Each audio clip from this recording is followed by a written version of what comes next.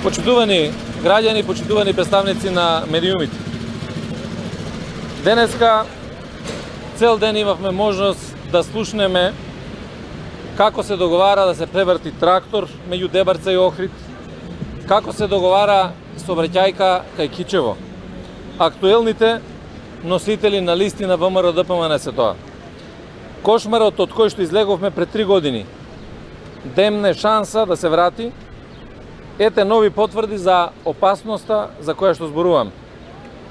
Христијан Мицкоски ги постави на листи Александар Николовски, Антонио Милошовски, Владо Мисајловски. Кој од кој поистурена рака на криминалецот Груевски. Се движиме по прав, сигурен пат и со оваа изјава апелирам да излеземе на гласање, да ја отфрлиме опасноста и да избереме сигурност. Да, ова се едни од најспецифичните избори пред кои што сме исправени, поради условите во кои што функционираме. Со задршка одиме во продавница, со задршка одиме во банка, во пошта, дури и на работа. Но одиме.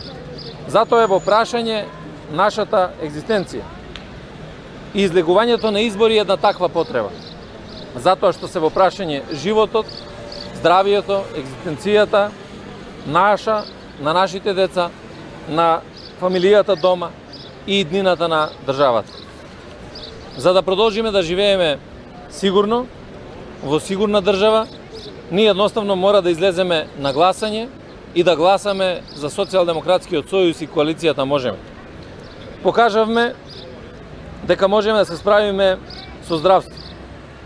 СДСМ носи сигурност и ова не е предизборен слоган, туку факт. Вработивме над 700 лекари и над 1000 медицински сестри. Обновивме 30 болници и ургентни центри за само 3 години. Со тоа спречивме здравствен крах. Замислете да останеа руините во здравството од режимската власт. Луѓе ќе не умираат по ходници. Тие и денес не ставаат подпис за пари од Светска банка, што треба да се вложат во здравството. Светската банка гарантира, тие велат не, а се дел од владата. На овие луѓе од ВМРО ДПМН ќе го доверите здравието. Даваме домашни платежни картички, безкаматни кредити, ги помогнавме бизнисите, спречивме и економски крах. Тоа беше можно затоа што работевме домаќински претходните 2,5 години. Покачивме плати, пензии, социјална помош, вративме милиони евра пари кај граѓаните. Насочивме пари кон поддршка на бизнисите.